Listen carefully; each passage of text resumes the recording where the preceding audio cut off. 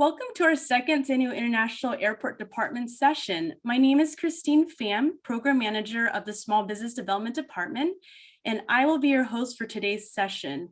Our Senior International Airport team would like to extend a very warm welcome to all of you, and thank you for giving us your prized time. And with me today is Maria Quiros, who will be facilitating Q&A, and our support team member, Joe Gregori, is helping us out as well. Thank you both. We also have today various presenters from the Airport Design and Construction Department, Customer Experience Design and Innovation, Procurement, and Facilities Management. Thank you everyone for taking your time today in sharing valuable information for the community. And now we're going to get started. A word from our President, CEO, Kim Becker.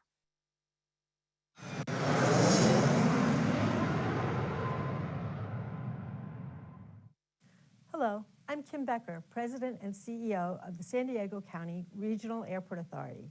It's my pleasure to welcome you to the 2021 Meet the Primes presentation.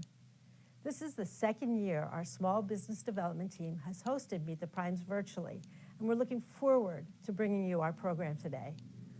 Our goal is to provide local, small, underrepresented, and veteran-owned businesses information to help them compete successfully for upcoming contract opportunities here at San Diego International Airport.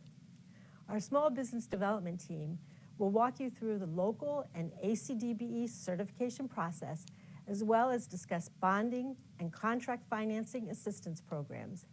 You will hear directly from various program representatives at the airport about upcoming subcontracting and business development opportunities. Our presenters include staff from our Small Business Development, Quieter Home Program, Information Technology Services, Facilities Management, Revenue Generation and Partnership, Innovation Lab, Procurement, Labor Compliance, and our Airport Design and Construction team. We'll also share important information about labor compliance and the procurement process. Before we get started, I want you to know we understand the challenges small businesses have faced during the pandemic and the crippling economic uncertainty. Our airport is about to embark on the $3 billion redevelopment of Terminal 1, which will be the largest and most expensive capital improvement project in our airport's history. This project will not only improve our facilities and enhance our customer experience, but it will also provide critically needed jobs for our region's workers. Small and local businesses have historically contributed significantly to the development of our airport today.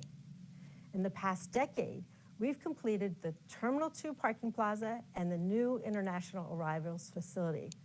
We've expanded Terminal 2 West, built a new rental car center, and most recently finished our critically needed behind-the-scenes airport support facilities.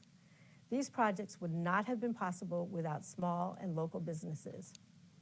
Collectively, these projects total more than $1.5 billion and include roughly $870 million in construction contracts specifically with local businesses and $298 million with small businesses. By providing unique opportunities for small and local businesses, the Airport Authority continues to generate millions of dollars for San Diego's regional economy. We are a part of our region's infrastructure and play a critical role in recovery from the pandemic. Providing jobs is one of the ways we're helping with recovery. We hope you will enjoy Meet the Primes today and take away needed information to successfully compete for a range of jobs and opportunities at San Diego International Airport.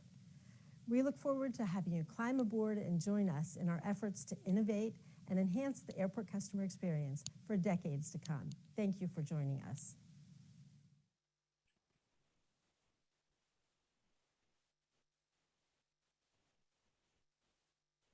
And now I'd like to introduce to the virtual stage, Sheree and Ajay from the Airport Design and Construction Department. Please take it away. Hey, thank you, Christine. Good afternoon. I'm Shohreh Bawari, Airport Design and Construction Program Manager, and I have with me Ajay Babla, also Airport Design and Construction Program Manager. We will update you on Airport Capital Program. I'll start with the overall status of the program, and then I will hand it off to Ajay to go over our Airport Development Program, ADP, and then I'll go over Airport Capital Improvement Program, CIP. Next slide, please, Joe. So Airport Capital Program status as of September of 2021. We have a $3.6 billion program, which includes 46 projects under CIP for a total of $500 million, and 5 projects under ADP for a total of $3 billion.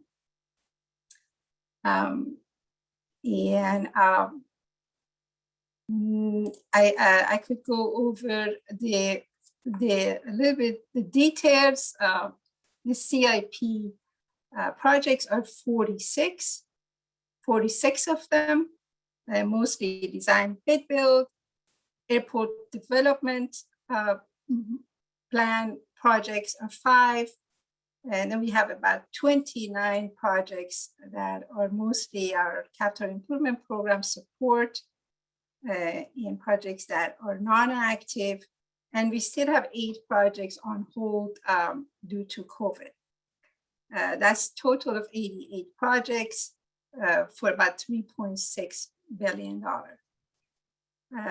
Next slide, please.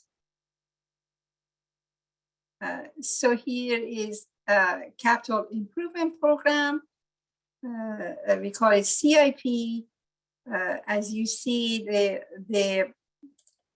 on the left side, there is a table that shows that 9 of our projects are in planning and schematic design for a total of about $48.7 million.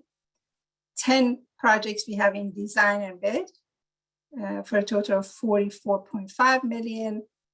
We have 13 projects in construction for about $119.9 million. 14 projects in closeout for about $211.7 million, for a total of about $500 million.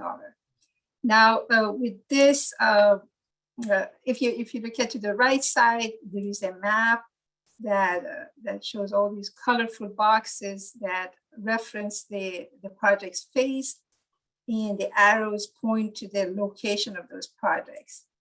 Now I'm going to hand it over to Ajay to go over the ADP projects, and then when I come back, I'm going to go over our CIP projects that are going to go to bid soon, and I'm going to describe what those projects are all about.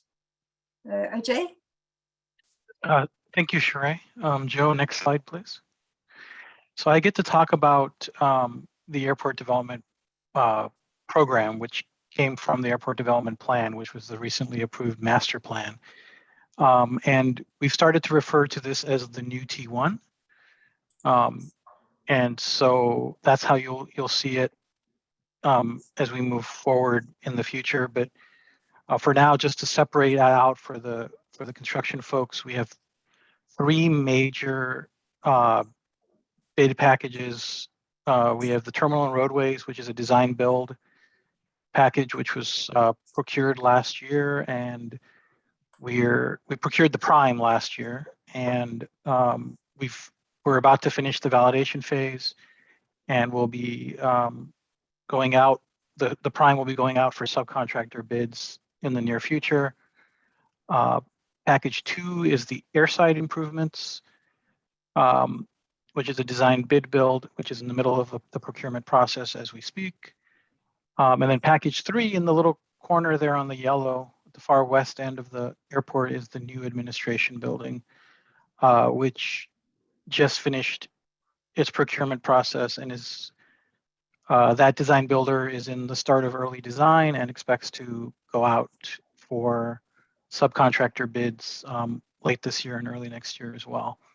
And then also, as you can see in purple, we have left space for a future transit center, and we've been collaborating closely with Sandag in the planning of that, and we've left space so that when the region's ready, transit can come to the airport.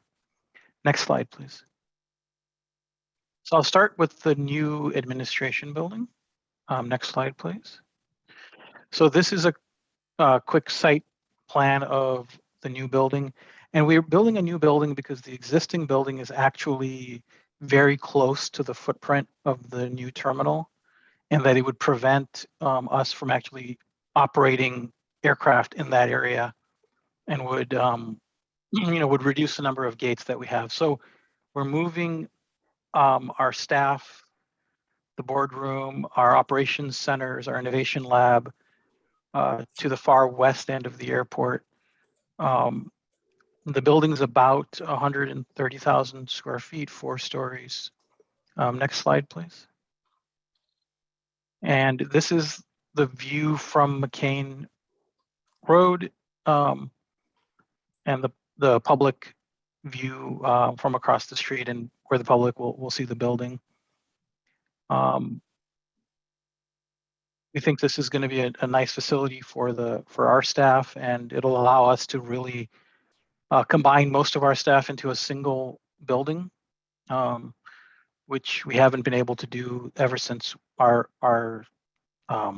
existence, actually, about 18 years ago. So next slide, please. So the information that you guys might want to know. So the contractor's maximum contract price was $91,379,000. They expect, and Sut Construction is the prime builder and HOK-led design team.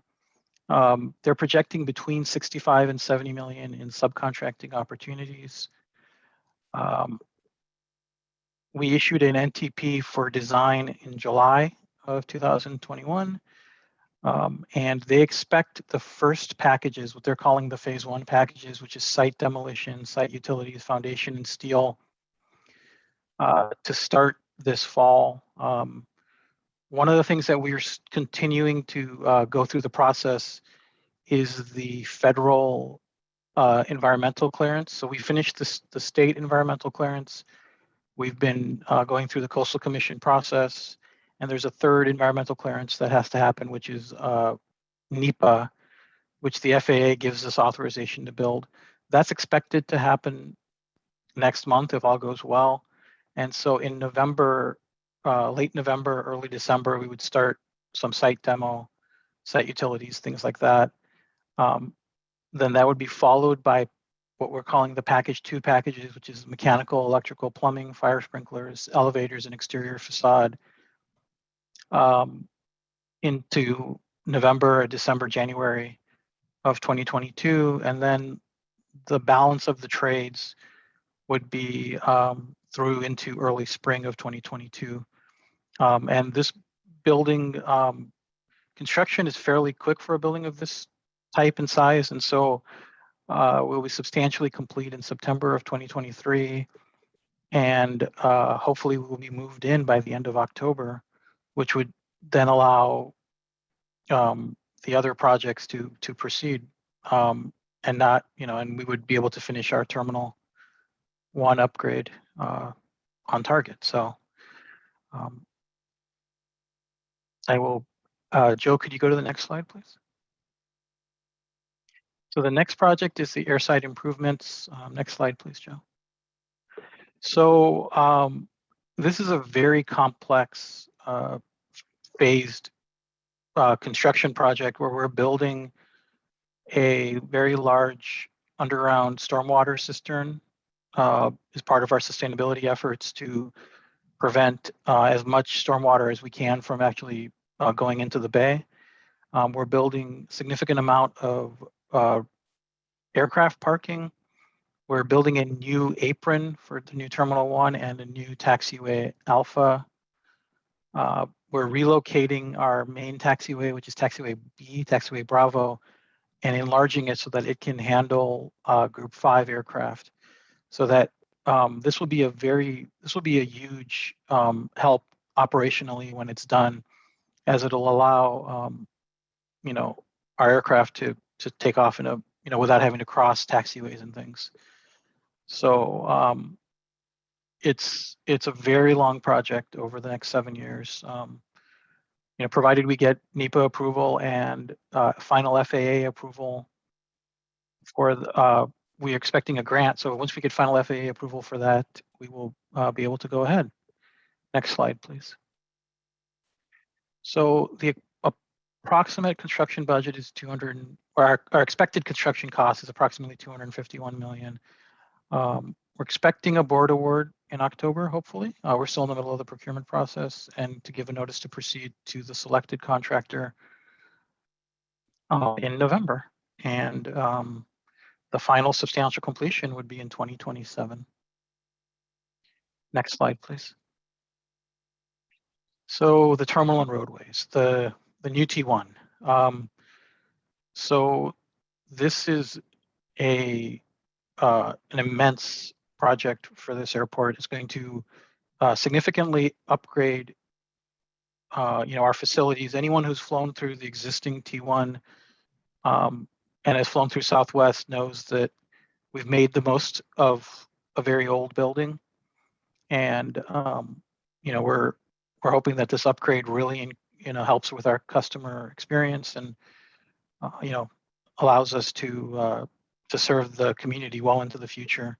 This project includes a new on-airport roadway from actually off of this image all the way down at Laurel Street. Passengers will get onto the new on-airport roadway.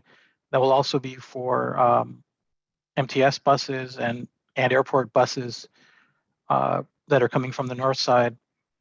And then we'll go to a new dual level upper level roadway for departures and a lower level roadway for arrivals, similar to what we have at T2.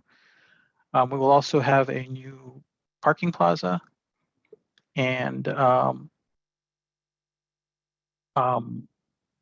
addition, we're putting in some bike lanes for access so that people can access by other means other than cars. And then, as I said before, we're leaving this location for a future transit center that we're in the middle of coordination with our friends at Sandag. Just trying to think through the other key point here, which is, as you see this jagged line, that's the approximate phasing for the first 19 gates, which would be to the east of that line, and the last 11 gates, which would be to the west of that line. And then the parking plaza would be completed with the first 19 gates, as would the majority of the roadway work. Next slide, please. So this is a rendering of where we are right now with the design. It shows what we believe the transit rail might look like, the parking plaza, and then the terminal behind. Next slide. Another view of as you come into the terminal. If you go right, you would go into the arrivals area to pick up passengers. If you go left, you will go to the elevated departures roadway. And we're really excited that we're able to really give the San Diego experience to our passengers, where you're checking in surrounded by the beautiful weather, and then even when you arrive, you aren't coming in like you do at a lot of other airports, where you're coming in right below a giant roadway, where you come in and see the sun and start your experience in San Diego right when you land. Next slide, please. So the total proposed maximum contract price at this time is $2.6 billion, and there's about $1.5 billion in subcontracting opportunities. Provided that the board authorizes the maximum contract price in October, and we go through the environmental clearances that I described, we'll be able to start construction this fall. Turner Flatiron joint venture, which is the prime contractor for this project, is started is out on the street for some early packages with mechanical, electrical, plumbing, and fire protection. And as we go into the fall, baggage handling, early civil works, and other early works will start. The next set of bid packages will be steel, site civil, and exterior envelope, which will be in the winter through the summer of next year. And then the phase 3 packages will be interiors and the remainder of the trades, which will be fall of 2022. Right now, we believe construction substantial completion of the first 19 gates will be in June of 2025. And then the final substantial completion of the last 11 gates will be in October of 2027. And just the key reason we phased this project this way is so that we can keep the existing Terminal 1 operational while we build the first 19 gates. And then we will demo that existing Terminal 1 in 2025 after we've moved our airlines into the new Terminal 1, and then we'll build the last 11 gates. Next slide, please. So for the new administration building, the design builder is Sun Construction. They've set up a website where you can go and pre-register with them and see potential subcontracting opportunities. And it's suntairportprojects.com/home. As I indicated before, we're still in the procurement process for the Airside contractor. And for the new T1, the Terminal 1 Roadways project, that design builder is Turner Flatiron Joint Venture. And their website that they've set up for this project is www.arrivesdaa.com. Next slide, please. And Sheree, I'll turn it back to you. Okay, thank you, Ajay. So back to capital improvement program. In addition to all 5 projects that Ajay talked about on their airport development plan, currently we have 46 CIP, capital improvement program, that are implemented with design, bid, build, project delivery method, meaning the airport actually advertises and procures the contract for these projects. If you would please go to the next. These are projects that are going to be going out to bid in the next 6 months. And I'm going to go over the list, and also I have prepared some slides to show you what they look like. In October, as you see, we have 2 projects going to bid. The first one is electrical modernization. This project is going to go to be advertised in October and open bids in November. The ROM cost estimate for construction is $5 million. And the trades involved are carpentry, concrete, drywall, electrical, fire protection, flooring, hauling and demo, masonry, mechanical, millwork, painting, plumbing, and sealing and finishes. Pretty much everything. Another one in October is going to be advertised as ARF building HVAC improvements. And that's for about $390,000 construction ROM estimate. It involves electrical, mechanical, plumbing, and telecommunications. We have 2 projects going out to bid in November. One is called Shuttle Lot Relocation. Another one is Runway Electrical Vault Upgrades.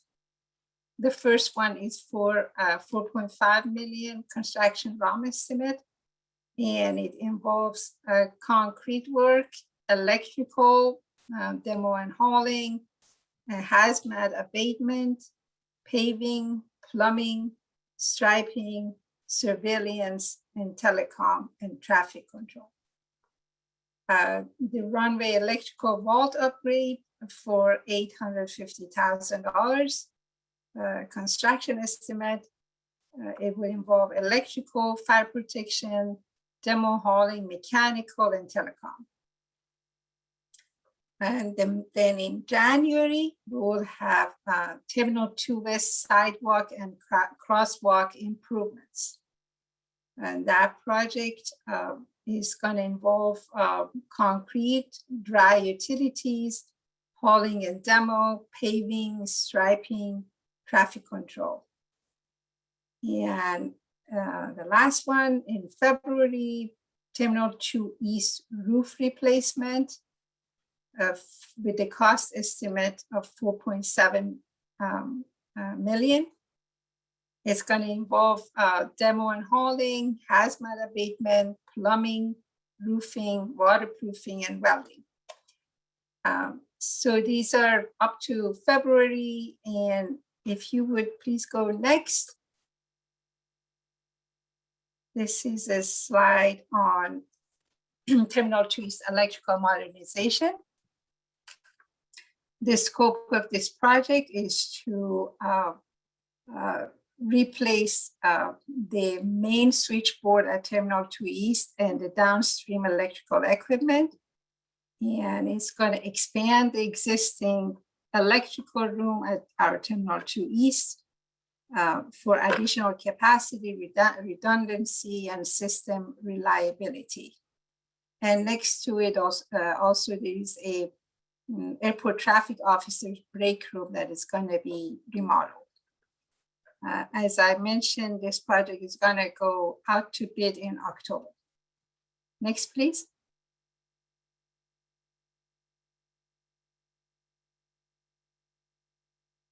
We have aircraft rescue and firefighting building HVAC improvement. This project will replace the existing roof-mounted HVAC package unit. And it's going to go out to bid in October. Next, please. Shuttle lot relocation. The project site is on Hvac Highway. We're relocating our current shuttle operations on site to off site. This is the lot on Hvac Highway, and it's going to be including the electrical EV charging stations all around it. And this is the lower lot shows this this package that is going to go out to bid in November. 15.5 million is the total project budget. Next, please.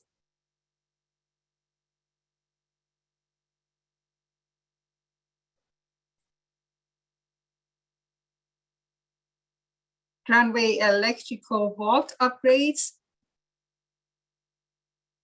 This project is going to replace existing light fixtures and airfield lighting regulators, and it's going to install fire suppression system and control panel. And this slide has a little bit of discrepancy. This is going to go out to bid in January. Next, please.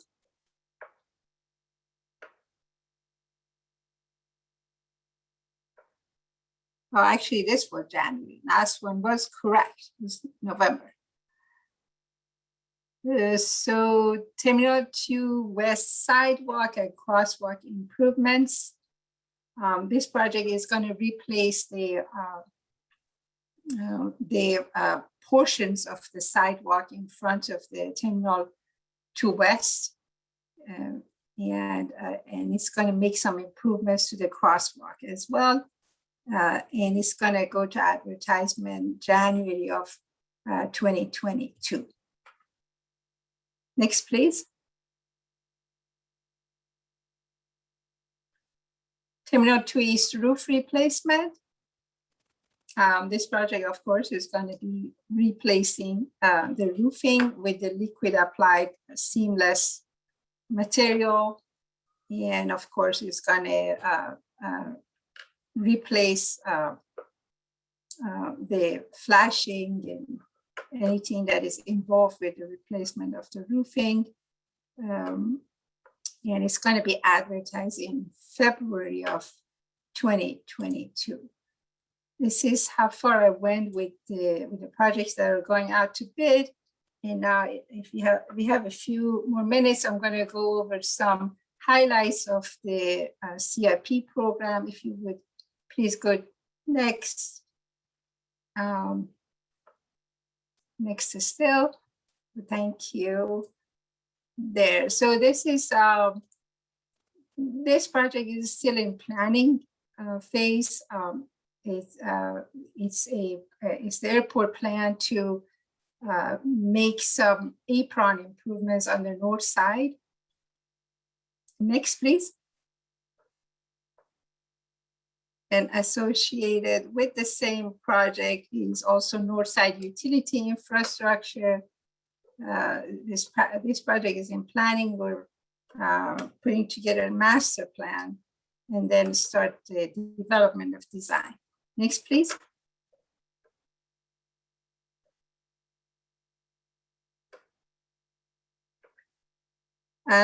Off-airport intersections and roadway segment improvements. This project is related to mediations that are related to ADP, CEQA, FEIR. And right now it's in schematic design phase, and it's going to finalize the design in 2022. Next, please.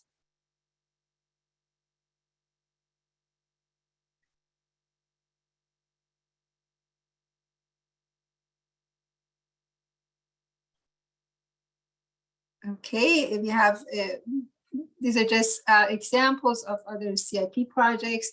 We're replacing 18 Hyoko signs on elevated departure road. Next, please.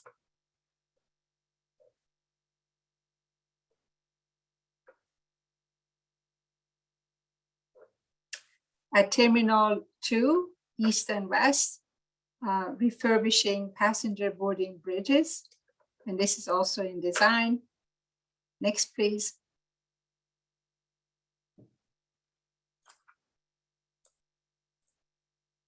Right in Sassafras, this project is going to construction soon. And it's going to add one lane to the eastbound Sassafras. The construction is going to start in November and it's going to take about a year. Next, please. Now we have a couple of, I have a few slides on projects that are in construction. Next, please.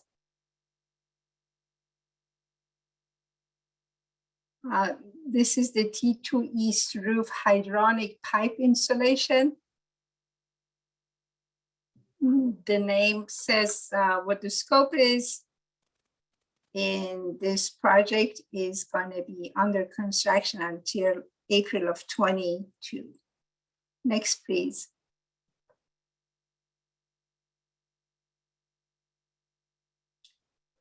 Remodel Terminal 2 East, ACO and HPD relocations. In our Terminal 2 East lower level, where we had our FIS area, we are building offices to relocate our ACOs from our current admin building. And this is under construction. Next, please.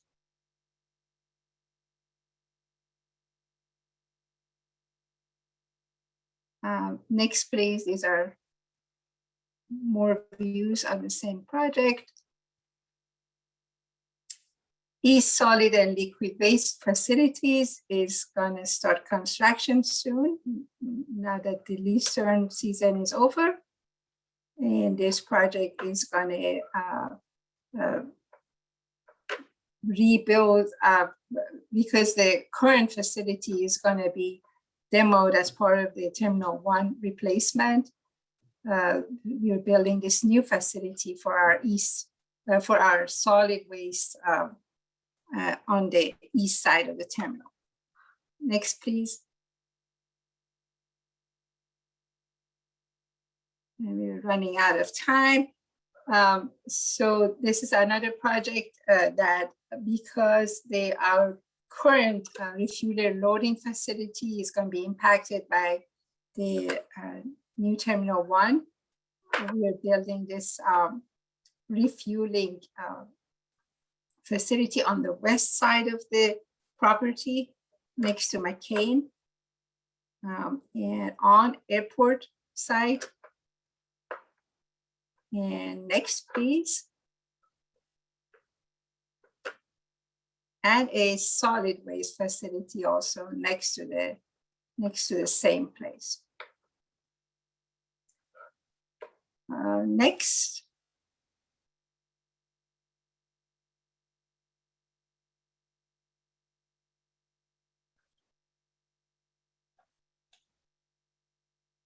These are some photos of the current construction happening at the airport. These are photos of the west refueler loading and the west solid liquid waste facilities that we just saw the slides. Next, please.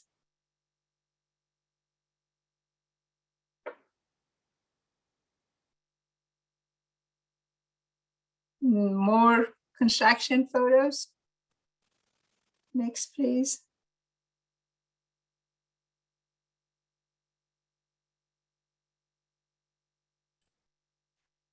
Okay. Okay, Maria, are there any questions at all for Sheree and Ajay? No, at this time. Give me 1 minute. Let me make sure.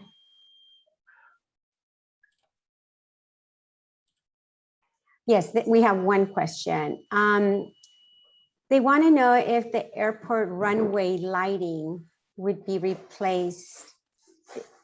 Is it going to be replaced? I guess that's the question. I can take that project. I mean that question. Other than the part of the taxiway that is under the Airside Improvements, the runway lighting is not, currently we don't have any capital improvement project to replace the runway lighting. So the answer is no. Okay, so another question came in. Are there any large upcoming consultant opportunity in the design and construction?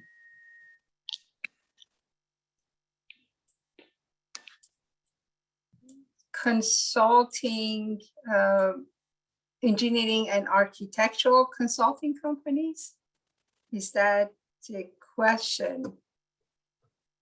Yeah, it says upcoming consultant opportunities in the design and construction.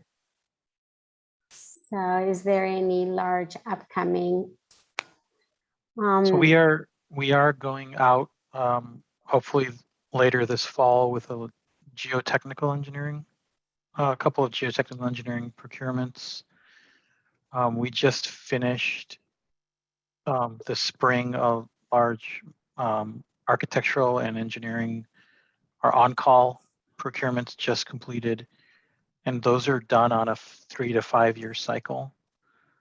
So the next would be the geotechnical engineering contracts that we would be going out hopefully either in the fall or early next year.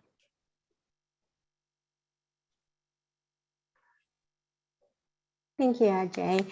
Now we have another question is, who provides professional services to help with the program management of these projects from an owner's rep perspective? So we have AECOM is our primary program management consultant, and we're in a blended staff situation where airport authority staff and AECOM staff are working together on the program management of all of these projects.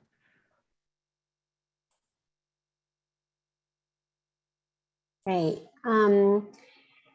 There is another question asking how do they get a list of the general contractors and which projects they are working on? So maybe Planet Bids for our capital improvement projects. That would probably, so we put it on the chat, our website to Planet Bids. So all our projects are posted in Planet Bids.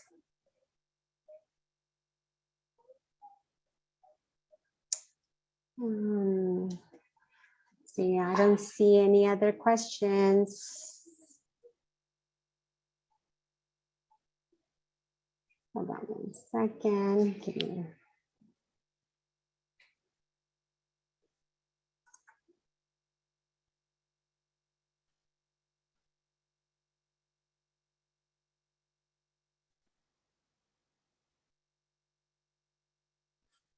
Okay, there's a few other questions. This Planet Bid shows who was awarded the CIP projects? Yes. That is that. And let's see, how often is the AECOM contract comes up for rebid? So how often or when is the contract coming up for rebid on AECOM?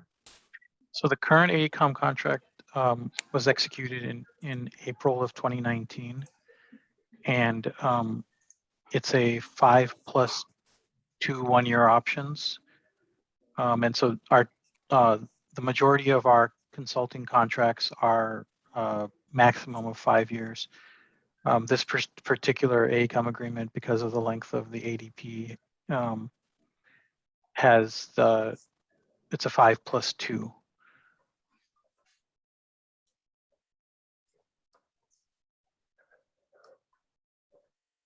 Thank you. I don't see any other questions. Christine, take it back. Thank you, both Ajay and Shrey. You're welcome. Thank you for having us. Thank you both so much for all those amazing details and upcoming future construction opportunities with the new T1 and capital improvement program projects. Very, very beneficial to the business community.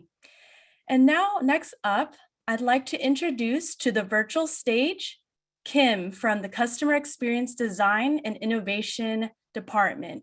Please go ahead and take it away. Good evening, everyone. Nice to meet you. As Christine said, I'm Kim McLean, Customer Experience Design and Innovation here at SAN. Go ahead to the next slide, Joe. So we now live in a personalization economy. This is very different from previous types of economies or expectations. And the reason that this matters for customer experience design is because we're really focused on market research and understanding how others, passengers and customers and partners and business entities will interact with our airport space. And so we really need to do deep dive into that data analysis to say, what are people expecting? How are their expectations going to impact their viewing of our space? And that includes everything from the architecture, like you were just hearing about, down to their experience in a restroom, where they can find parking, what kind of technology is available to them in check-in or security, what kind of offerings we have in terms of products or services within the space. And all of this bundles together in their minds and creates their experience and their understanding of their experience. It's a little bit different than marketing. It's a little bit different than customer service. It's a little bit different than a lot of probably what you've thought of or heard of before. And we're really kind of looking at the holistic journey that a passenger or a customer, as I say, business partners have when they're coming to our airport space. Next slide. So this is, as I said, very different from previous types of mindsets. We started, obviously, not in the 70s. there was business before the 1970s, but it's when we really started putting kind of thought to this sort of thing and giving it these buzzwords, really. And everything before was really product focused. And then it became products and services. And these were still focused on what the company had to offer. And that was it. You went to the company because of brand loyalty or the product that they offered or their service that they offered. And it was all about the company. And then there was this switch to being a little bit more customer centric. And that was a huge 180. And it was really then focused on what the customer wants. And brands and organizations and airports and businesses bent over backwards to say that they were what that customer wanted. But then there's this disconnect between who you really are as a brand and what your customers are expecting. And so recently there's been this new shift toward relationships. And this, I think, is a much better balance because it does focus more on the combination of what the organization has to offer, what as an airport we do and who we are. And that encompasses everything from, there's kind of an old saying that if you've been to one airport, you've been to an airport, you've been to any airport. In recent years, so many airports have tried to show that that's not true. They've really tried to make their mark and say, give you a sense of place. For San Diego, we really take a lot of pride in our binational region and all of the culture and community and history that is here. The weather that's here in San Diego, everything from the nature and the plants that you see outside to just the people that are here and the vibe that we bring. And all of that is encompassed in this idea of what we offer. And in customer experience design, we take that and we match it with what our customers are expecting, what they are looking for. And we try to do this blend to create an experience that is exciting and new, creates a relationship for them, feels personalized to them, and is beneficial to us. Next slide. The reason why we look for this balance, because customer experience design at its heart is really altruistic. It's all about human-centered design. It's all about, inclusive design and creating spaces for all people who might interact with it. And running a business has a different mindset. Running a business has this revenue idea behind it. And, you have to be able to continue keeping the lights on. And we have all these businesses that we interact with. We have a lot of concessionaires, obviously, retailers in our space. We have partners, we have parking partners. And we need to be able to provide a good business environment for them. And so we know that through research and just through empirical evidence that organizations that use data, that use this market research to make their decisions and to bring in kind of a design thinking mindset to their organization, those organizations have a better bottom line. They have higher returns, they have more profits, they're more financially sound because they're making decisions based on data, and it's based on real research, not just a gut check, or I think this is going to be a good idea, or I saw it done in another airport and I really want to do it here. Those ideas can certainly be talked about, but if they're not backed up by any kind of meaningful data or empirical evidence, qualitative and quantitative data, sometimes they're not right for our airport. And that's really where the design thinking comes in. And that's what we try to bring to all these different departments at the airport, is to have these group conversations, bring in data, have real conversations about what's going to work, how are we going to make this decision, what's our strategy for providing the right kind of experience for our passengers and for our customers. And from there, we can kind of weed through the low-hanging fruit and get to ideas that really have a lot of meat on the bones and really get higher revenues, greater impact for the passengers. And that's where we start to see those returns. Next slide. So as I say, with our department, it's experience design and innovation. And I'm going to get to the innovation part here in just a minute. Our teams work hand in hand, and we really have centralized our strategy and how we interact, not just within ourselves as a team, but with the rest of the authority. As I say, we pair data research. We believe deeply in human-centered design and being able to have that inclusive design. And we put all of that together to talk to all these different departments and make recommendations and strategies that enhance the experience. We bring a lot of innovation to the different departments, to our business development, ideas that impact revenue and increase revenue, and in a lot of ways can impact our operations, whether creating better efficiencies or looking at our logistics and making changes there. So a lot of times that'll impact our passengers. And if we go to the next slide, we'll talk about how some of that works. So here is a look at kind of where we get our data and how we start to make our decisions. Along the bottom is really just our traditional data collection. We do surveys, we have observation, just empirical data. A lot of times, if you're on the airport premises, you'll see us, we're out there just watching, looking for patterns, looking for habits of things that are going on. And then we do a lot of demographic data gatherings. We can understand the culture of our people and what they're looking for and what impacts them. And then we have opportunities to work both with businesses that come through our innovation lab and with businesses that we already have contracts with to do things like track journeys of people and take snapshots of where people are at any point in time, of where are we seeing hotspots. This impacts so many things. It can impact parking. It can impact circulation through the spaces. Maybe it's blocking. Maybe we're finding challenges where there are cluster points, hotspots, where we don't have good circulation. And so it's impacting revenue for some of the businesses in that space. We might find that we want to bring in a new kind of business and we are not sure where to put them. And so that's where this data kind of gives us more of that, more to decide from, right? More conversation to have from it. And I'll go to the next slide. So patterns are one of the most important things we look for when we are trying to make these strategy decisions and have these conversations.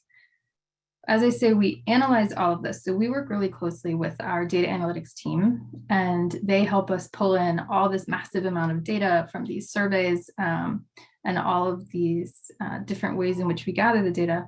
And they help us organize it, understand it, visualize it, so that we can take something to our design thinking workshops with all these departments within the airport. And we can get cross-divisional teams together, people with different backgrounds, different mindsets, and they work in all the different parts of the airport. So they have different understandings of how the airport works, for them on a day-to-day basis. We can bring all this data together and sit together and talk about it and say, what trends are we seeing? Why are we seeing these trends? What habits are people experiencing? Are we seeing from passengers through the space? The reason that we look at habits, this may seem obvious, but a lot of times when we get into the thick of it, we forget about the importance of understanding a person's habits. When we're looking at the habits of passengers, for example, sometimes you want them to keep that habit. You want them to be just going through the motions because they don't have to think about what they're doing, and you want their attention to be on something else. You want to put something else in front of them in that space at that moment in their journey and say, this is where I want you to keep doing what you're doing and experience, this thing over here. Sometimes we need them to break that habit and start doing something different for any number of reasons. Could be safety, it could be a new innovation, it could be a new way of getting through security, for example, a new queue line, could be a new area of parking. We need them to break their habits and look at something new. And the only way we know that is by understanding their journey and taking a look at that data and really analyzing it, talking to the other people within the airport about it. And through that process, we start to map out what our touch points are. So within any one journey, we can really map really closely, where are we getting in front of people? Is it marketing? Is it signage? Are we looking at wayfinding? Is it a physical element like stairs? What is the touch point? What are we looking at in any particular place? And how is it impacting their experience with us as an airport? A lot of times it's architectural. So we might have a conversation about, is the sun impeding us in a particular time? Or, do these benches need to move? Or do we need to look at where this wall is, for example? How do we move in and out of a restroom? These things matter when we're designing a new space. And so this is where mapping those touch points can really have a strong impact across the entire authority, because it could be any number of the divisions, any number of the departments that comes into play at this point. And then we sit down, we just talk about what are the opportunities? How do we solve these problems? How do we, fix this? How do we create human-centered design? How do we put something in front of our passengers that makes their journey easier? Something that we know through just years and years of research is that when people are more comfortable, when they are relaxed, and when they're happy, they spend more money. It's just something that happens. And so there are a couple of reasons why we want them to be relaxed. Obviously, we want them to come into our space. We want them to be relaxed. We want them to enjoy the concessions, get something to eat, maybe go pick up a magazine or buy some of the retail things. That continually supports the airport and our partners. We also want them to just have a good experience, because this is San Diego and we want them to have a good feeling about where we are and where they are. We want them to come back, buy new tickets, come through the airport again, come visit us again, check out some of our new routes, go to some of our new opportunities within the nation or international. There are a lot of reasons why we want them to choose San Diego, and being able to provide an experience for them that makes them feel that happy and relaxed and like they had a good time. That's what makes it feel personal to them. So we started off by talking about the personalization economy, being able to make people feel like we have impacted their experience. They take that personally, and we want that for them. So if you go to the next slide, we talked about looking at those opportunities after having gone through the data analysis and the touch points, and then how do we create a new opportunity for them? In a lot of times, this could mean we have to do an RFP and bring in a new business. Maybe it's a product or service that we don't have. So our process can lead us down a path where then we're putting out RFPs and calls for businesses like you who might, look through our list on Planet Bids and say, hey, this is something I can provide for the airport. They don't have right now.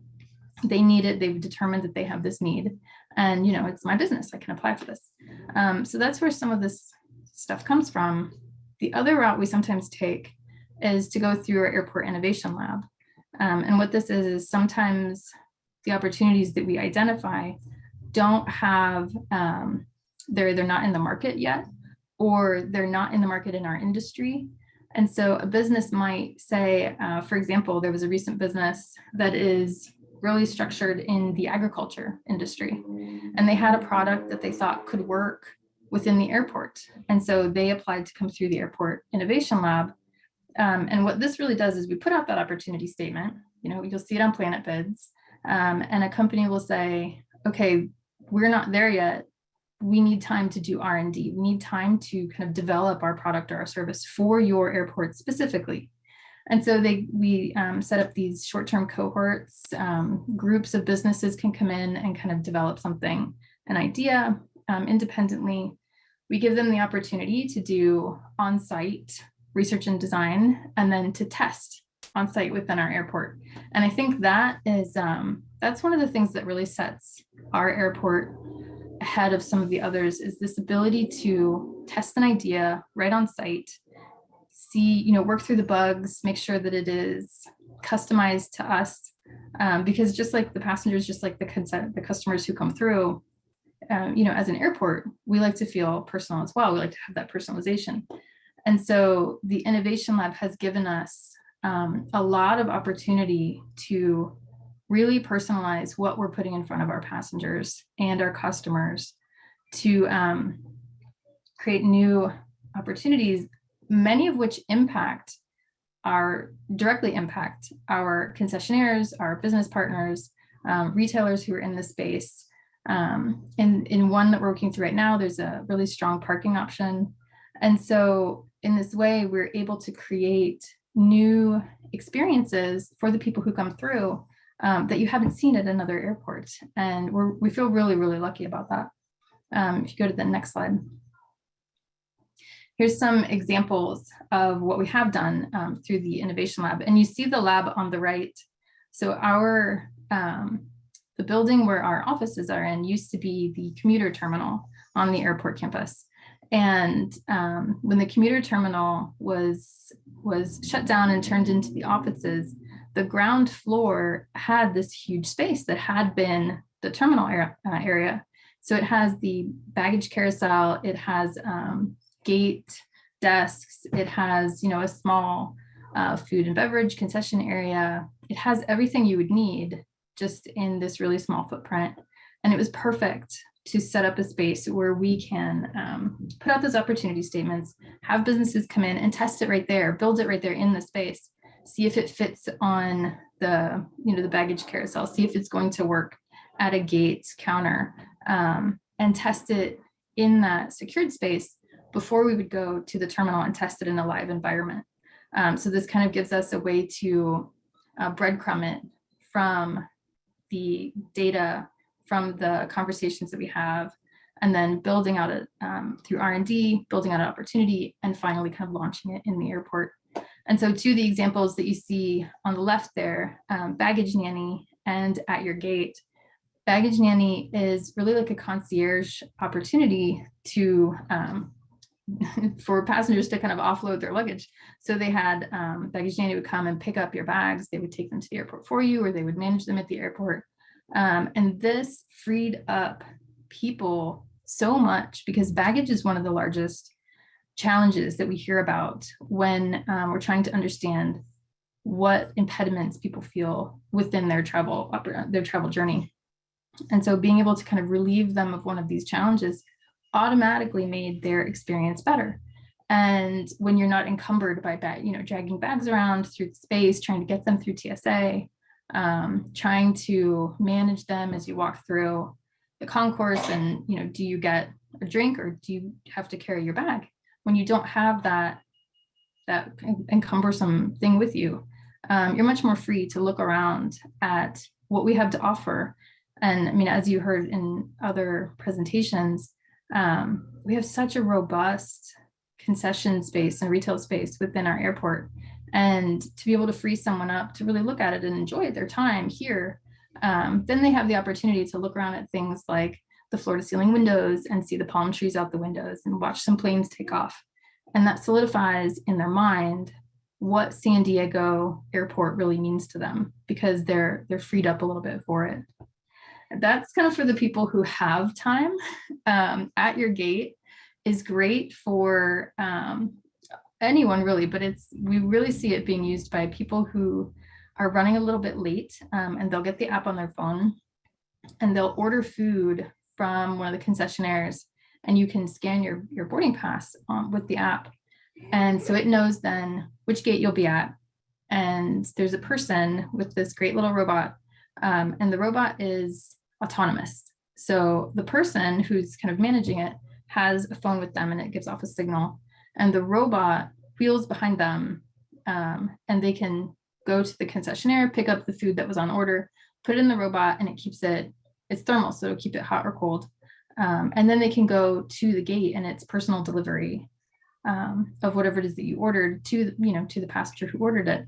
And so you'll be in the terminals and you'll see this great little robot on wheels just rolling totally autonomous behind someone, delivering food to a passenger who was running late, didn't have time, but still wanted to get something from our airport before they took off.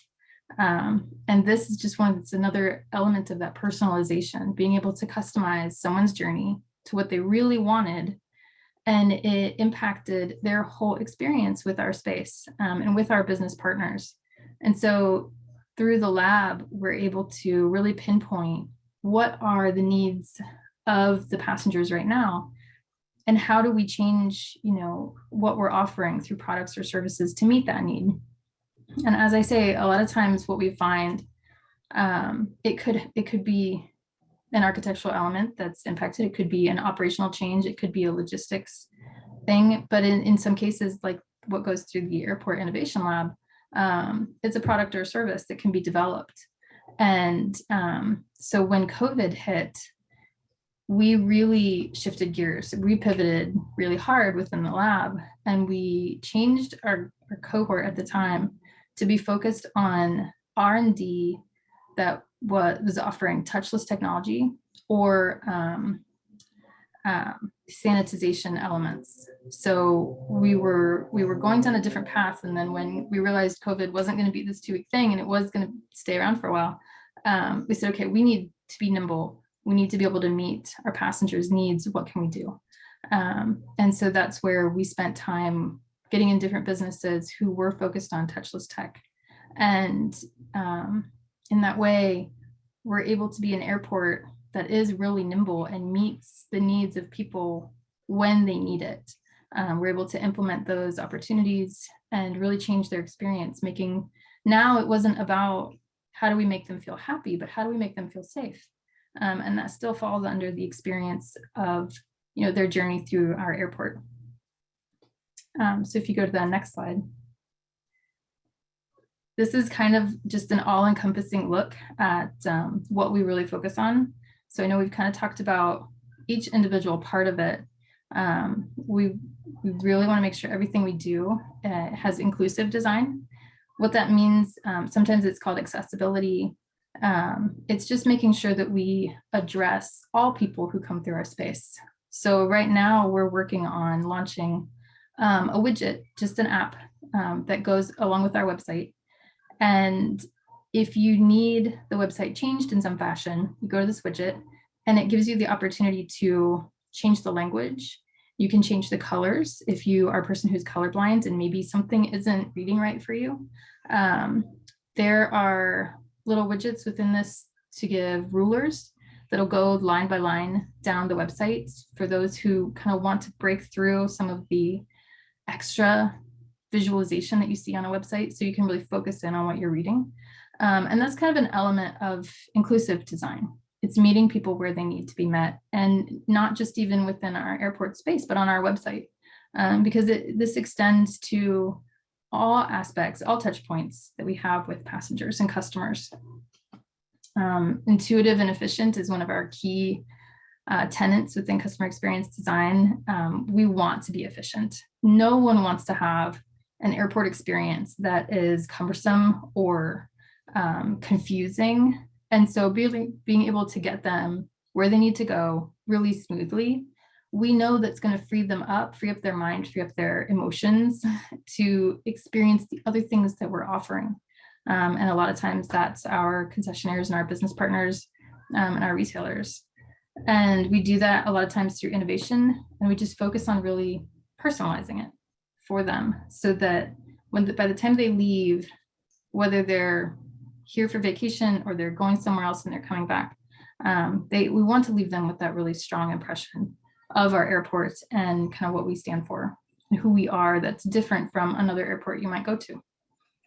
And so if you go to the next slide, that was really kind of about customer experience design and innovation and how we interact with other departments and how we find our strategy, how we're able to build that strategy, and kind of our process of using data to inform the decisions that we make about business development or operational changes within our space. So any questions?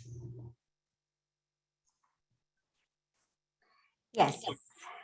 So we do have a question about how to apply to be part of the Innovation Lab. And I'm assuming it's your website that is showing on this page. Is that correct? Right. Yeah. If on that website, there's a lot of information about the Innovation Lab. And then there are a couple of tabs that'll tell you more about future opportunities that we have. So right now we're wrapping up a previous cohort, and those businesses are actually testing in our airport right now. They're testing this week. So they've finished their R&D and they have done their pre-tests, and now they're testing in the live environment. So once that one is over, then we'll take a look at kind of what opportunities we have next, and we'll start posting new opportunities up on that website. So I would keep an eye on that. in the future. Great, thank you, Kim. Mhm. We do have another question. It says, does the Innovation Lab have any interest in smart parking, indoor assets tracking, smart wireless water leak detection, smart tags, and such systems with alerts? Yes, we do. So a lot of what I talked about was how we come to understanding what kind of an opportunity we would want to put out there. That's a lot based on market research and looking at our journeys, looking at our touch points and saying, here's a challenge area, we need to solve this. We'll write up an opportunity and say, put it out there and say, what businesses think they can solve this problem. We also have what's called a wild card. And because we know that sometimes there's an opportunity out there that we haven't thought about, and we want to hear what that is. And so you'll see this, this kind of open-ended opportunity come up on our website that is just, tell us what you think we, what do you think we need? Show us new innovation that we haven't heard about before that we're not using right now and you want to bring to our attention. We love to see that kind of thing. And a lot of what, was just listed, we've talked about, and we haven't implemented those things yet. We were going to, we have it on our list to talk about things like, what kind of autonomous tech is available out there? What kind of smart tags, for example, is something we've talked about a lot and have not implemented. And we just haven't really gone through the process with that yet. But with a lot of the changes that are going on within the airport, both within T2 and now the construction with the new Terminal 1, we're really looking at how do we streamline processes in the future. And as part of that, it's not something we really touched about in this particular presentation, but environmentalism is really deeply rooted in our department. Everyone in our department has a really strong connection to sustainability, environmentalism. And so thinking about things like wastewater and, tracking where our resources are going and are we losing them through leakage or anything like that. If there's a way we can bring that into the airport space, we're really interested in hearing about those kind of things. A lot of what I talked about were customer facing things because that's what people see. That's what they connect to. They can walk through our space and they can see it and they can say, I understand this product or service that you've put in front of me. But customer experience design isn't necessarily always about that. And the Innovation Lab isn't necessarily always about that. A lot of times it's about creating efficiencies within our internal processes, the behind the scenes aspects of running an airport that passengers might not see, but it changes how we function as an airport and how efficient we are. And that changes then what we can offer them. So we know that it's a domino effect, and we would definitely entertain conversations about those.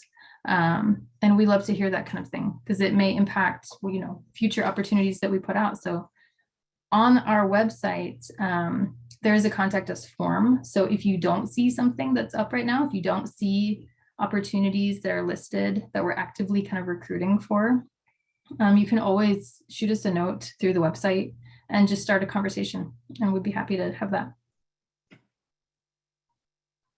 That was maybe a long answer to your question. No, thank you. Thank you, Kim. I appreciate it. Let's see, give it a few minutes. Let me see if there's any other questions that come up.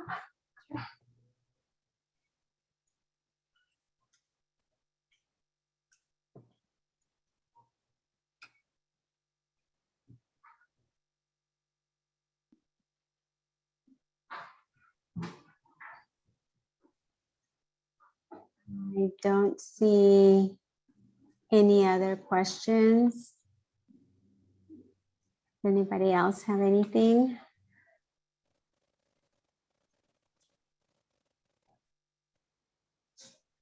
Okay. Okay, thank you all very much. Thank you, Kim. Thank you so much, Kim, for sharing the behind the scenes on how our airport focuses on customer experience and turning opportunities into action. So when anyone strolls through the airport, they'll remember that every little detail we pay attention to and really care about their experience and how they feel when they go through our airport. Thank you so much. Up next, I'd like to introduce to the virtual stage, Larry from Procurement. Larry, please go ahead and take it away. Good evening, everybody. This is Larry Rodriguez. I'm the manager of procurement here at the Airport Authority. And I know earlier in the presentation, Sheree and Ajay spoke broadly regarding much of the public works projects that are going on down here at the airport. But if your particular business isn't involved in construction, rest assured there's a lot more going on down here besides construction projects. Next slide, please. Just taking a quick look at the types of opportunities that come up here at the Airport Authority. You know, everything from uniforms, to electronics, professional training services within different disciplines, consulting services, catering, and of course the construction related trades as well, all come up, and there are many others as well. Some we have history with, some we don't anticipate, and they pop up, and we are tasked with identifying service providers. So again, if you're not in the construction business, rest assured there may and probably is some opportunity that's going to come down the line for your business. Next slide, please. When we're trying to secure those service providers or material and equipment, we have several different methods that we use to procure. The procurement card is used for the small dollar non-repetitive purchases. Requests for bids are used for the material and equipment, as well as the construction. We also use those for non-professional, well-defined non-professional services. Requests for qualifications specific to the architects, engineers, design build contracts. We also use those to establish a pre-qualified list of respondents for on-call ready service agreements, primarily for the various trades such as electricians or plumbing. And we also use the RFQ process as a two-step procurement process where we'll create a pool of pre-qualified candidates, and they'll advance on to either the RFP or the RFB process. Then, of course, the request for proposal process used primarily for professional and non-professional services, and we'll use multiple criteria to evaluate the proposals that the authority receives in response to our solicitation. Next slide, please. With respect to the small business community, the authority and the procurement department place a high value on maximizing opportunities for small businesses. We track our small and local business outreach and participation, as well as the awards that are handed out to the firms. The authority's small business preferences are applied to solicitations and evaluations, and that policy is 5.12. If you want to read that in more detail, it is available on the authority's website, san.org. Working in tandem with different departments and small business, we participate in workshops and provide training to vendors.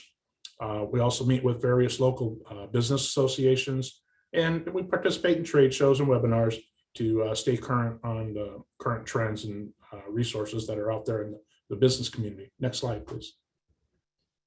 With respect to the construction part of it, the California Department of Industrial Relations has a registration requirement where all contractors and subcontractors who bid on public works projects must register and pay an annual fee to the Department of Industrial Relations.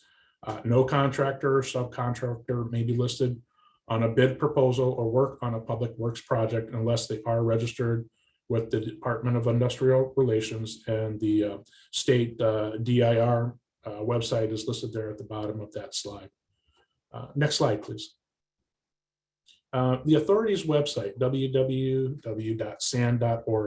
At the very bottom of the landing page, there's prompts for the business, where the arrow goes to.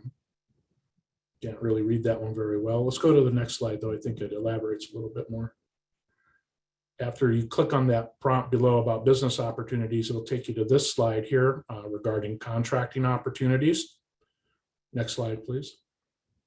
And then here in the contracting opportunities slide or page, there's a prompt there for the Planet Bids vendor portal for Sandcraw.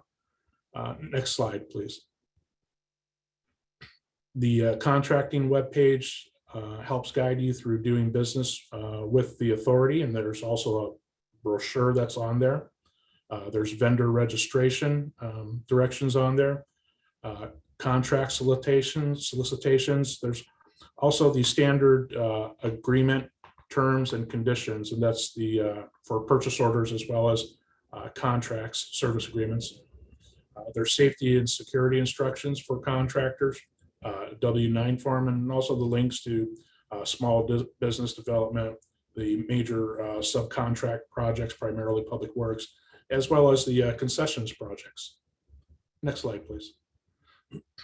If you're registering there, once you click on that Planet Bids prompt, if you aren't registered and you're preparing to register as a vendor on the authority's website, you're going to need your federal employer ID number, your vendor number, your address, and your contact information.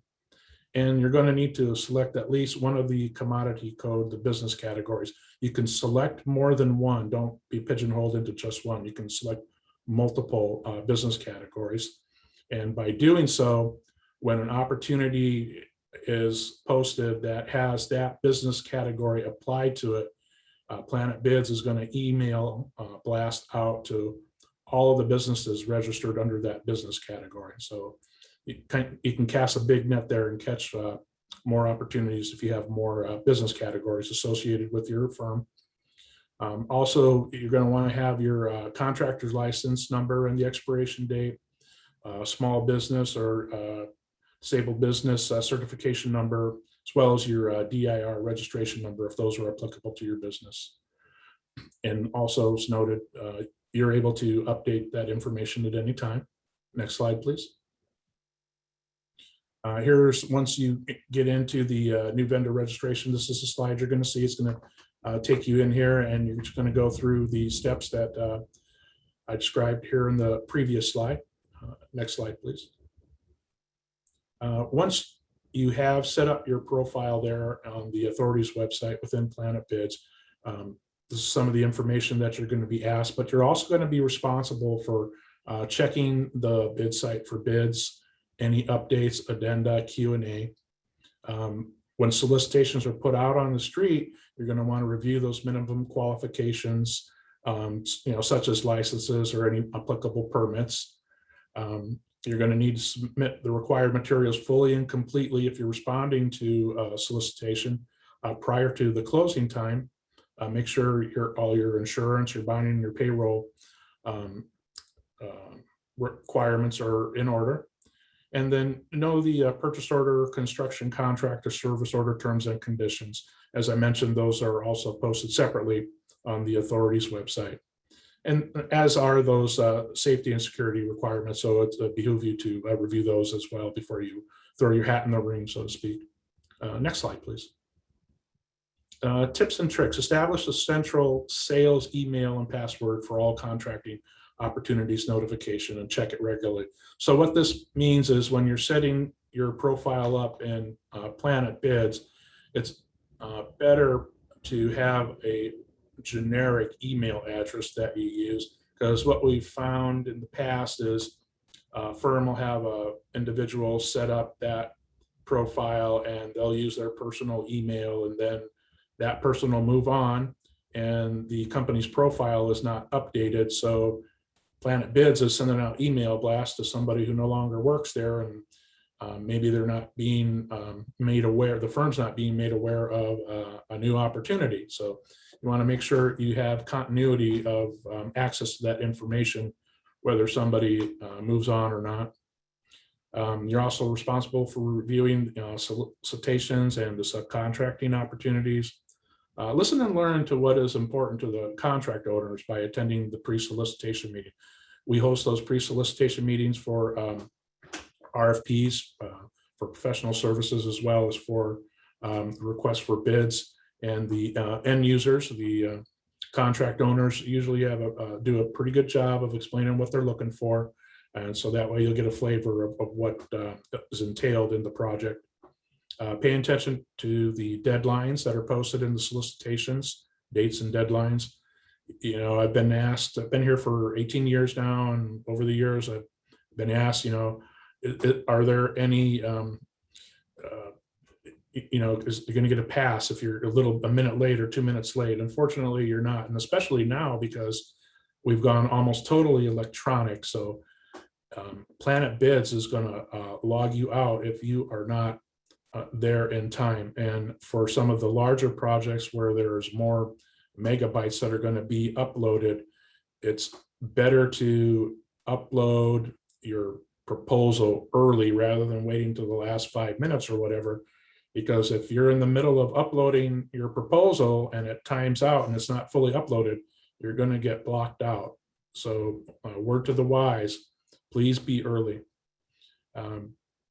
For our solicitations, check our website, you know, 48 hours before the published due date, see if there's any new addendums or any project related clarifications. And again, just reinforcing what I said, allow plenty of time for your bid or your proposal submission. Very important. Next slide, please. And here it's just a short slide describing the steps that you go through solicitation process, starting there, the lower left, talking about SAN.org, getting registered. I took you through that. Check your activity, review the opportunities, attend those pre-submittal meetings, submit proposals and bids by the due date. And also I want to point out, if you're registered in a business category and a project pops up in your email and you start reviewing the solicitation and think to yourself, this might not be something we're able to perform or whatever, keep in mind that there's going to be subcontracting opportunities as well. I frequently encourage firms to look at the potential bidder tab that's on a project, so you can see who the primes are or potential primes are that are participating in that solicitation, and you can reach out to them to find out if there's any subcontracting opportunities available, and that, you know, maybe there's a way that you can help them out and network with them. Next slide, please. For the Procurement Department, we have a contact procurement at san.org if you want to email us. Again, this is similar to what I mentioned when you're setting up your profile in Planet Bids. We have a generic one too, so that way it's not just one person that's going to get an email. If they're out on time off or whatever, it's still going to get visibility and it won't get missed. And then again, there's the website for that vendor portal on the authorities san.org page. Next slide, please. Go back one maybe. And with that, are there any questions? Yes, thank you, Larry. There's a few questions. One is, how do they get a hold of you? How do they get a hold of me?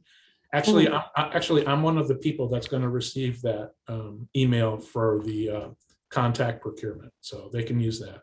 They can use that. Okay, perfect. We do have another question. Does the airport authority rent equipment, self-perform routine maintenance or repairs, or are these type of operations subcontracted out? So it depends. Yes, there may be times when our facilities maintenance department may have a requirement to rent something. If it's a larger project, like the ones that Sheree and Ajay were talking about, the prime contractors will take the lead on that. But again, there's another opportunity to reach out to primes and see if there is a requirement for those types of services, and maybe there is a business opportunity available there as well. Thank you, Larry. So the next question that we have is, we have somebody that sells essential oils, infused and face masks. Would this be associated with procurement, or does it apply to somebody like a vendor, or how do they get a hold, or how do they participate in PPE supplies, or a spa that might utilize their merchandise? So I can't really speak to how some of the concessionaires, the spas, or the business entities within the terminals procure those types of supplies, those PPE items. What I can speak to is how the authority, we do carry a limited quantity of PPE products and inventory for authority staff. I would encourage this company to make sure they're registered on the website again, because that's where we go shopping first. So I would encourage that firm to make sure they're registered on there. That way my procurement staff will, the firm will have visibility when my procurement staff goes to see what companies offer those types of items.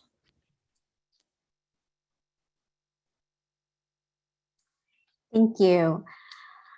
We do have another question, and it says, does a company have to be located in San Diego in order to bid for any airport contracts? Generally they do not, no. Great. One more question. Also, does the authority favor one minority certificate over another? If so, which ones and why? Maybe Maria could help me with this question. Yes, of course. We accept certifications for small business, and then also DBE and ACDBEs. We also have our local certification, and that only applies to the airport. And you could apply for your local business certification through Planet Bids. Thank you. Perfect. Let's see, let me just check to make sure we have nothing else. Do we use restoration companies? I probably need a little more clarification about what restoration is referring to. Okay, so I will ask for clarification. Is that like maybe tenant improvement or?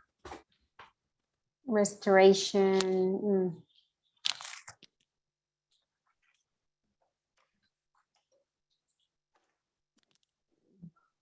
Oh, water damage and fire damage. I believe we do. I don't know that we have anybody under contract for that service, but again, if they would like to email their information using that email address that was in the previous slide, and also make sure their business is registered with us on the Planet Bids platform. Mm-hmm. And also our next presenters are facility management, so they might be able to help clarify that too as well. Very good. Great, thank you, Larry. It doesn't seem like we have any other, oh, give me 1 minute. Hold on, there's something. No, I think that's good. We're good. Thank you. Okay, very good. Thank you.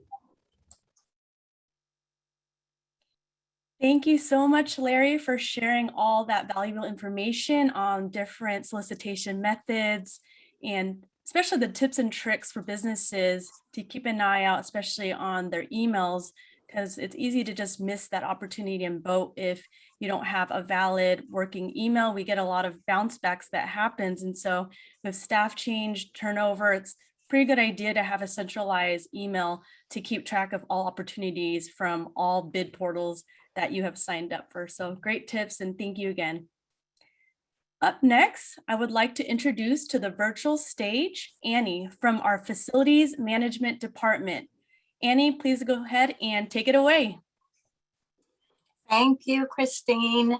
Good evening, everyone. I want to show you some opportunities, and it looks like we're going to be finishing a little bit earlier tonight, so I won't keep you. Next, please.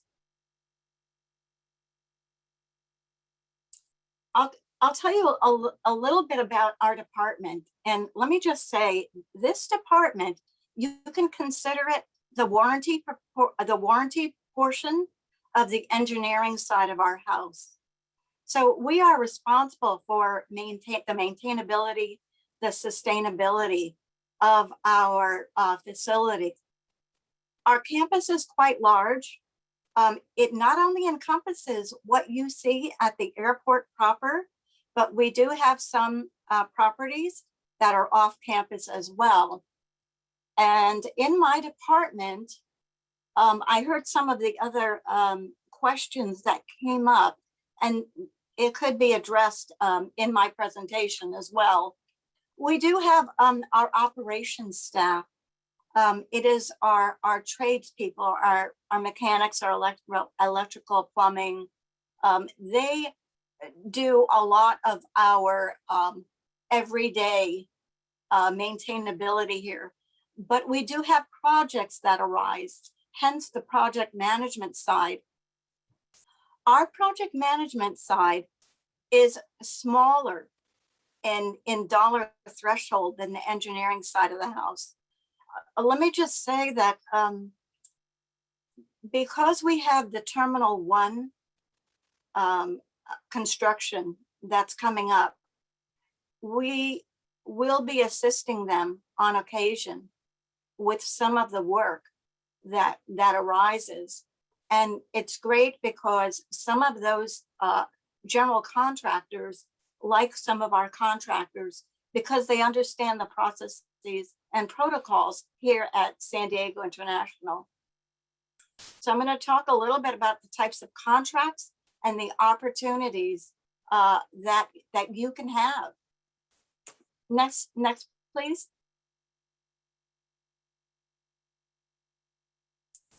Our agreements, they range from 30,000 to 12 million.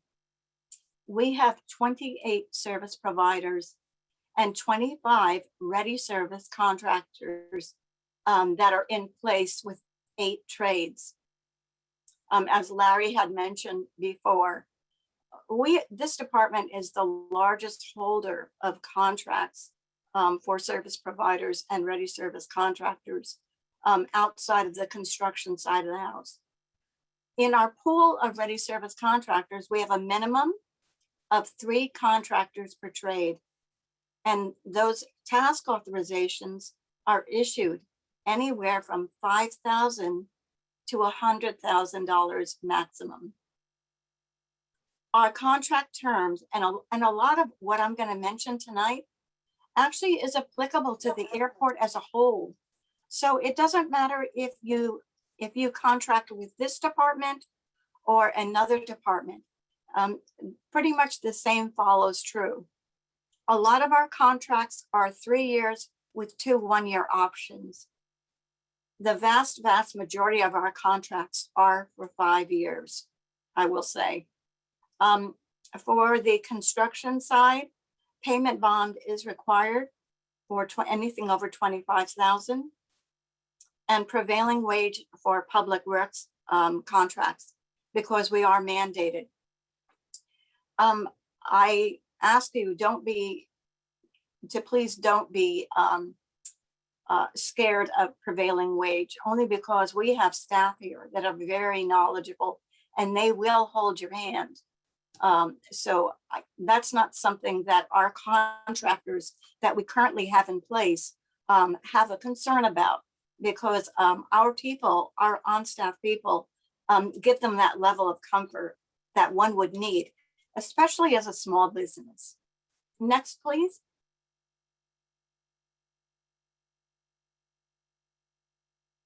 Wow, kind of slow. So we have 2 types of agreements. I had mentioned earlier, our service providers and our ready service contractors. So what we did was we broke it down into these main buckets. It's airside, which is highly specialized, our land side, our terminals, and our other contracts. Our ready service contractors, these are on call. They are, let me specify, It is strictly on call. So it's on an as needed basis for our certain construction trades, those 8 trades, and also for maintenance services as well. So not only do they assist us with our projects, but also if we need supplemental assistance in our maintenance side. Next, please.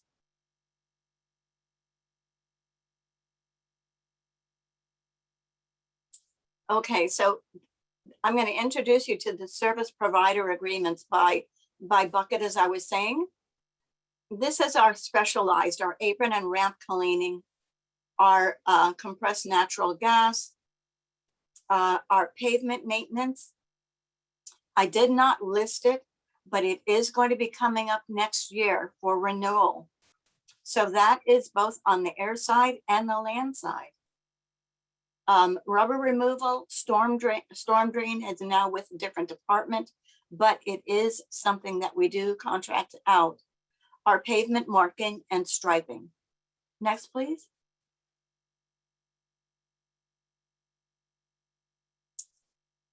We have landscape maintenance, our street sweeping, and our tree pruning. I did not list tree pruning as well, but that one is going to be coming up later next year as well. So that's a great opportunity for somebody to come on board.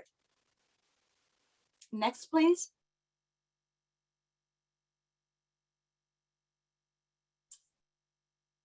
These are our terminal contracts that we have a couple that are on the horizon. I'm going to be advertising for them soon. We have automatic door, our elevator escalator.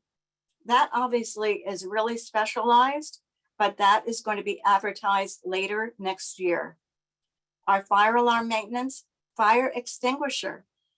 Our fire extinguishers, that's going to be going out, that will be going out on the street a little later. Our fire sprinkler, that's going to be going out on the street very soon. Emergency generators, you can imagine that's highly important to us. Our grease interceptor, that's in relationship to all of our concessions. Our HVAC maintenance, that is being advertised as we speak. We just have had a job walk, but that is being advertised right now. We have locksmith service and roof repair. We also have internal and external signage maintenance and pest control, and that also includes bird abatement.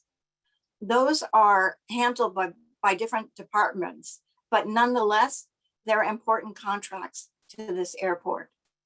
Next, please.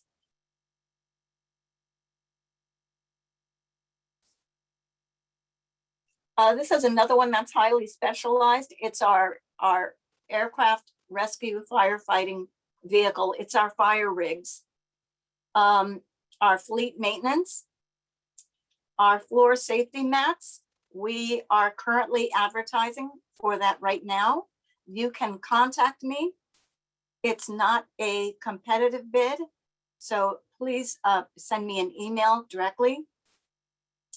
Our fleet fueling services and our uniform rental.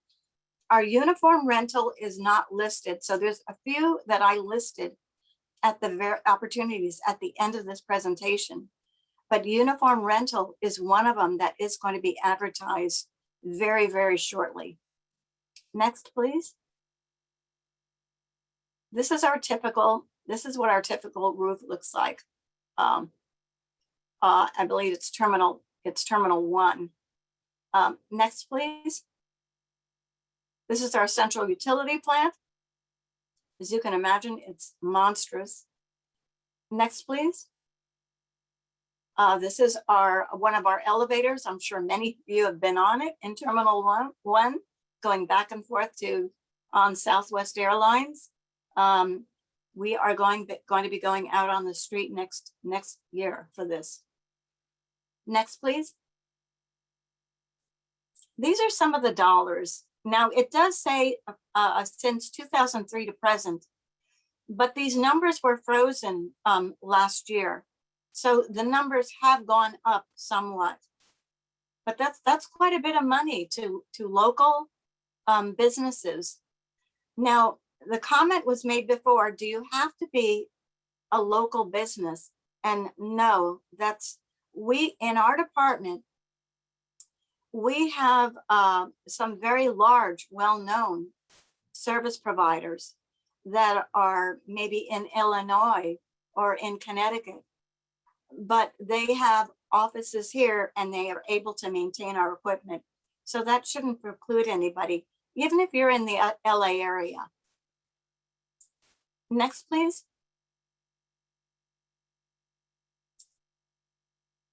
And this is our on-call. Next, please.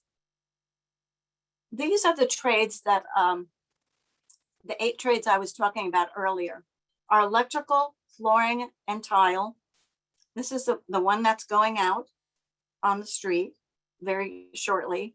General construction, glazing, painting, paving. This is different from the paving that I mentioned earlier.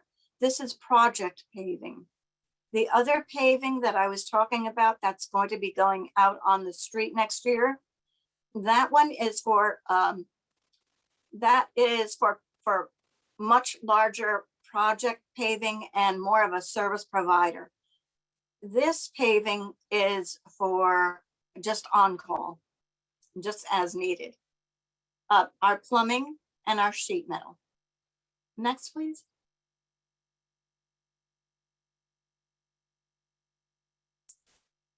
This is why we like ready service contractors. I didn't list it here, but we have our contractors that are used to doing business here. We can mobilize them and demobilize them very quickly. So they understand the protocols we have here. Our engineering side of the house looks at some of our ready service contractors and does utilize them. So this is something that you might want to take into consideration. Our documents are streamlined. They aren't as voluminous as the engineering side of the house. The small business opportunities. This is whether it's a ready service or a service provider. It gives you the opportunity to do business with an agency like the airport authority and directly do business with them that you might not otherwise be able to. One thing about the pool of ready service contractors, I had said earlier that it's typically a pool of 3 contractors per trade. When you are competing, you're only competing against those 2 other contractors that have been pre-qualified. And that's the beauty of ready service contracting for a particular trade. And it moves the dollars within our economy. We like doing business with our local companies, but we certainly welcome people outside of our area, outside of our county and our state. Next, please.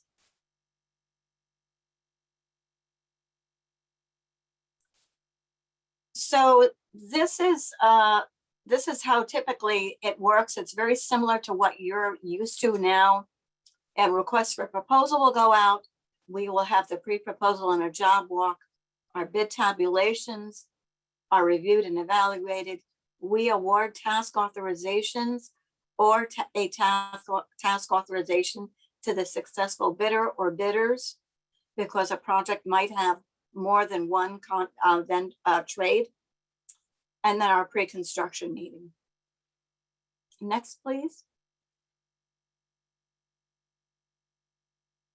These are some of the variety of what we've done. We have completed restroom rehabilitations throughout the terminals. We've done everything from upgrading the fountain, that beautiful fountain that you see in Terminal 2 West. Those of you that have been in our administrative building on the 2nd floor, that remodel was done solely by our ready service contractors. We used every single trade and multiple contractors within each one of those trades. Next, please. This is why it's so important to us to have contractors that we can mobilize and demob quickly. This, unfortunately, what our airport is built upon is a lot of mushy ground, to be quite frankly. It can give way on us. We had this happen not only on a weekend, but on a holiday weekend. As you can see, it's the back of the house, and there's the baggage terminal carousel right there. So it was dangerously close to that. But our contractors were able to come in and do that emergency repair work on that sinkhole. Next, please. A sewer line replacement in the front of the house. Next, please. So some of our projects can be quite simplistic, and some of them can be pretty sophisticated. These are all of our trades. As you can see, there's a little arrow by the electrical right there. That is going out on the street probably next month. It's going to be advertised. As you can see, next to the general construction trade, the electrical trade is a highly used trade. The next one is flooring. Flooring is the other one that I told you, that one's going to be going out very shortly after electrical goes out. So those two right there, we typically use those three trades more than our other trades, and plumbing as well. Next, please.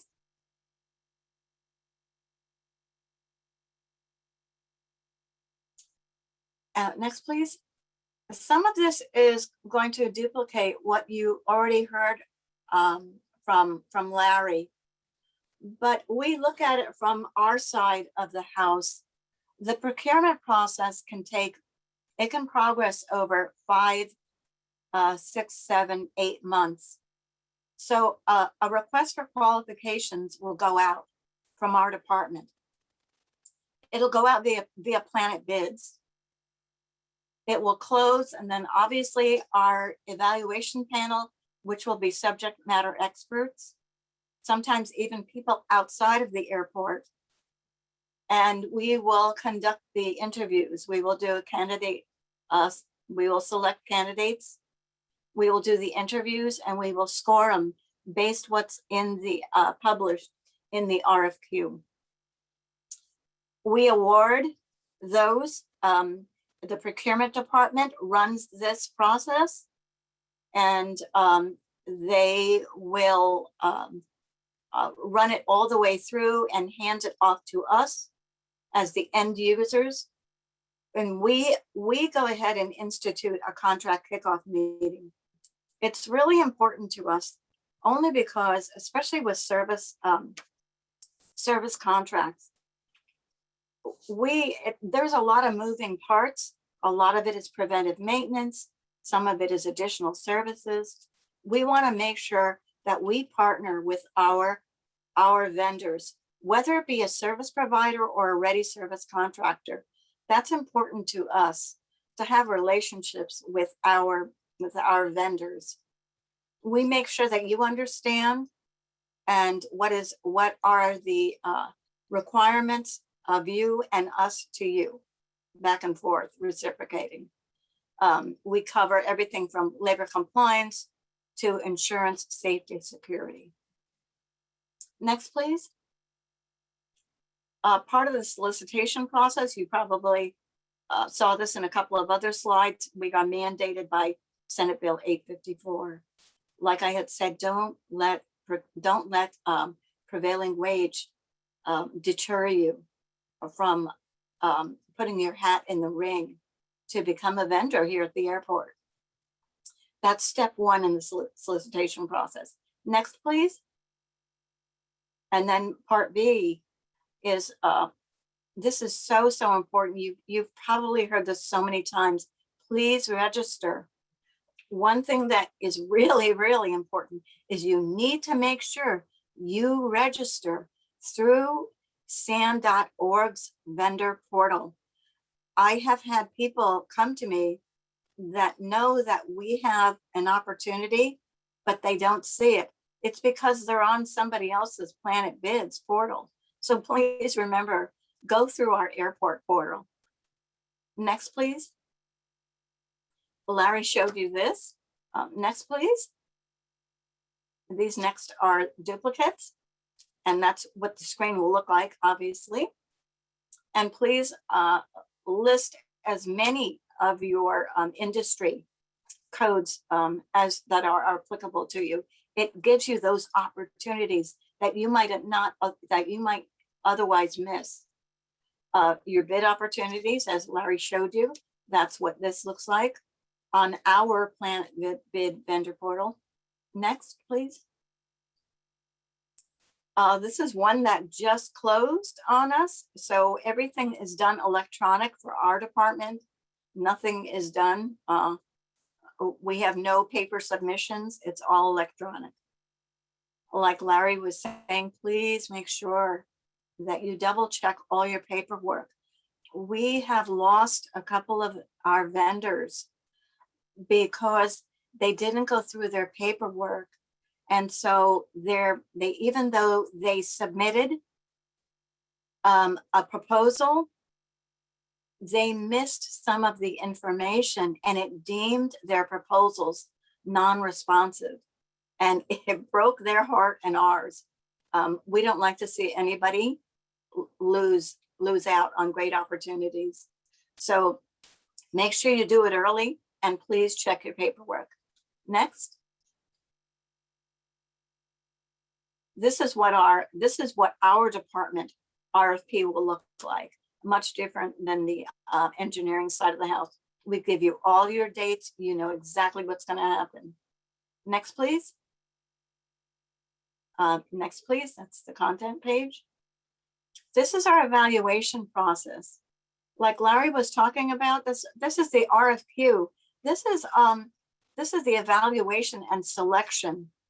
We want to make sure that you understand exactly how this process works. Next page, please. This is the criteria.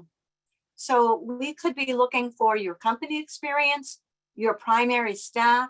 What is your work plan? What's the methodology you use? As was mentioned earlier, sustainability is a big issue for this airport. And a small business preference, we do award points to those small businesses. So if you have those opportunities to contact Maria or Christine, please contact them and be registered as a small business. Next, please. This is what our agreement will look like. Next, please. This is the contract. This is step 5, the contract kickoff meeting. So as I said before, we are 3 years with 2 one-year options to extend. Only for those applicable services will prevailing wages be mandated. So obviously, it's even though we're a public agency, not everything is going to be prevailing wage. Our insurance, it must be kept in full force and effect for your protection and for ours. Our pre-proposal process, we go through that. We make sure we hold your hand. We make sure that you understand. The vehicle to award it to you are letters to proceed. And that will tell you that you can go forward with whatever the procurement is or whatever the actions that need to be taken. And our badging, safety, and security. That is extremely important to us. As you can imagine, here at the Airport Authority, it is paramount to us for our traveling public, our vendors, and ourselves, our contractors, that everyone adheres to our safety and security measures. Next, please. These are some of our insurance requirements. Next, please.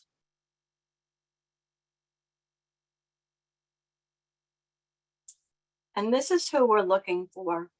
We're looking for people that can commit to the 3-year core contract agreement, to have a bonding capacity from 25 to 100K, but this is applicable for a ready service contractor, not for a service provider. Be able to self-perform your particular service. We understand that you won't be able to provide all services, but for the vast majority of what you do, we expect our vendors to self-perform. In relationship to prevailing wage, to be registered with the Department of Industrial Relations. As I mentioned earlier, keep your insurance in full force and effect and possess all your current licenses and permits. We do periodic audits to make sure that everyone is holding all the appropriate insurance and licensure, and to keep your staff current and in compliance with security badging. Next, please. These are some of the upcoming opportunities. Like I said, I didn't include uniforms. I did include flooring on here. That's going to be re-advertised. Our electrical, we are looking for 5 contractors for electrical. We are looking for 2 for flooring. Our HVAC, we are looking, the job walk is going to be next Wednesday for those who are interested. And our fire sprinklers, that's going to be advertised in December. Next, please. You can contact Geronimo Chavez or myself for additional questions or for additional opportunities. The question came up earlier about in-pavement lighting on the AOA, the airport operations area. A project like that is not only handled by the engineering side of the house, but it's also handled by the facilities management department as well. So as a capital improvement project, we will update that in-pavement lighting upon need as we see that it arises. As you know, we are mandated by the FAA to meet certain requirements on a yearly, quarterly, weekly basis. And so some aspects can change in relationship to the runway. We actually don't own the runway, the FAA does. We want to make sure, last of all, I want to make sure that you register your company within our portal. We don't know you exist if you don't. I've had some people call me up and they missed opportunities because they weren't registered. So please don't miss out on some great opportunities that you can have. Thank you, Christina. Of course. And Maria, are there any additional questions that have been submitted in the Q&A box? Yes, I have one question. They saw the landscaping maintenance service on a prior slide, and they want to know if the opportunity is coming up and who do they contact for landscape maintenance service? Oh, we just awarded it. We just awarded it in July. So our core, as I had mentioned earlier, many of our agreements throughout the whole airport and the process that I talked about, like I said earlier, is applicable to many different departments, not just this department, but outside of the engineering side of the house. But they're 3-year agreements with 2 one-year options. So at the end of the 3rd year, which is 2024, we could elect not to exercise. that first option. So that's why it's really important to make sure you're registered through Planet Bids, because you will see that opportunity pop up. Thank you for asking. Thank you, Annie. But please know that the tree is going to be coming up. Tree maintenance is going to be coming up next year. I don't know if that's applicable to you, but yeah.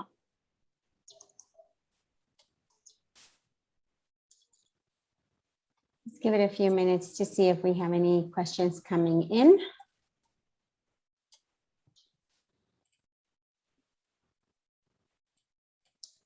I don't see any, so it looks like we're going to end up a little early tonight.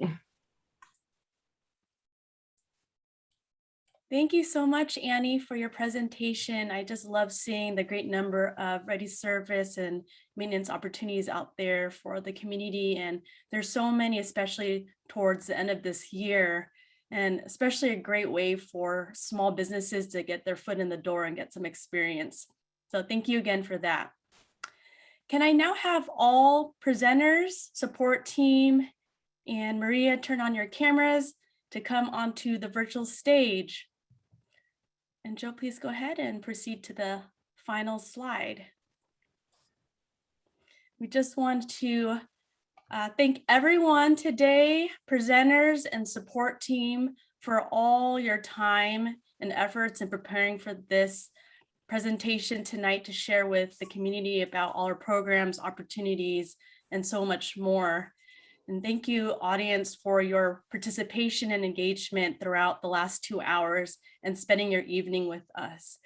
As you see here, we have included the schedule for our last week, week 3 of Meet the Primes. So we'll kick off the week on Tuesday with a concessionaire panel.